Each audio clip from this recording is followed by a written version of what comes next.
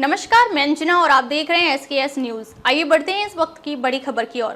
जम्मू कश्मीर चुनाव सपा के लिए सबक, 20 सीटों पर जमानत जब्त, सपा बोली हरियाणा में अति आत्मविश्वास कांग्रेस को ले डूबा। समाजवादी पार्टी ने जिन 20 सीटों पर चुनाव लड़ा उसमें से 16 सीटों पर वह 500 वोटों का भी आंकड़ा नहीं पार कर सकी। जम्मू कश्मीर में कुल पड़े वोट का 0.14% वोट सपा को मिला। गिनती में यह वोट 8,198 है। समाजवादी पार्टी ने जिन 20 सीटों पर चुनाव लड़ा उनमें से केवल 4 सीटों पर 500 का आंकड़ा पार कर सकी। केवल बंदीपुरा से चुनाव लड़ रहे गुलाम मुस्तफा ने 1,695 वोट हासिल किए। हालांकि इस सीट पर कांग्रेस के निजामुद्दीन भट्ट ने जीत हासिल की, लेकिन मार्जिन मात्र 811 वोटों का रहा। सबसे कम वोट हब्बा का दल में मिला, जहां सपा उम्मीदवार मोहम्मद फारूक खान को 100 वोट मिले।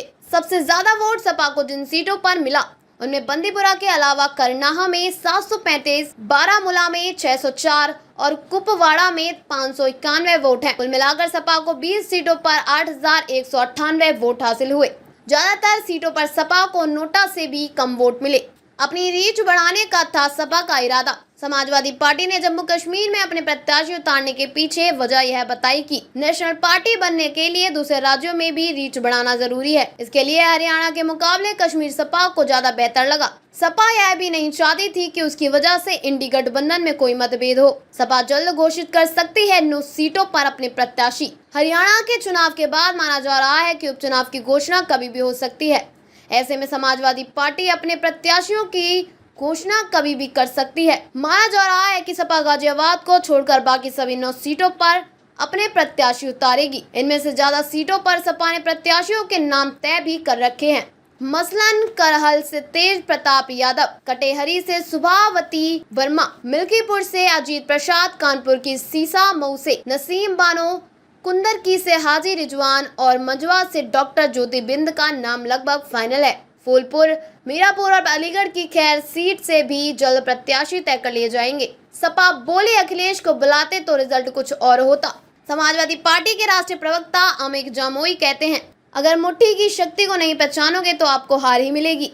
कांग्रेस आंतरिक झगड़ों की वजह से हारी। कांग्रेस ने अगर अखिलेश यादव को रैलियों में बुलाया होता तो अहीरवार क्षेत्रों में सभाएं कराई होती तो रिजल्ट कुछ और होता। कांग्रेस की लोकल लीडरशिप को अति आत्मविश्वास ले डूबा। यह दौर अलायंस का दौर है। सपा के राष्ट्रीय प्रवक्ता मनोज कुमार यादव कहते हैं, यूपी के उपचुनाव पर इसका कोई फर्क नहीं पड़ता। हमने यूपी में भाजपा को पटखनी दी है, आगे फिर देंगे। हमारा लक्ष्य भाजपा को हराना है। कांग्रेस को जरूर चिंतन करने की जरूरत है। क्षेत्रीय लीडरशिप की वजह से कांग्रेस को हरियाणा में हार हुई है। जो काम कमलनाथ ने कांग्रेस के लिए मध्य प्रदेश में किया था, वही काम दीपेंद्र हुड्डा ने हरियाणा में किया। कानपुर में बुजुर्गों को जवान करने का दावा करने वाले राजीव दुबे ने सोमवार को सरेंडर कर दिया। उसने कहा, मुझे ब्लैकमेल किया गया।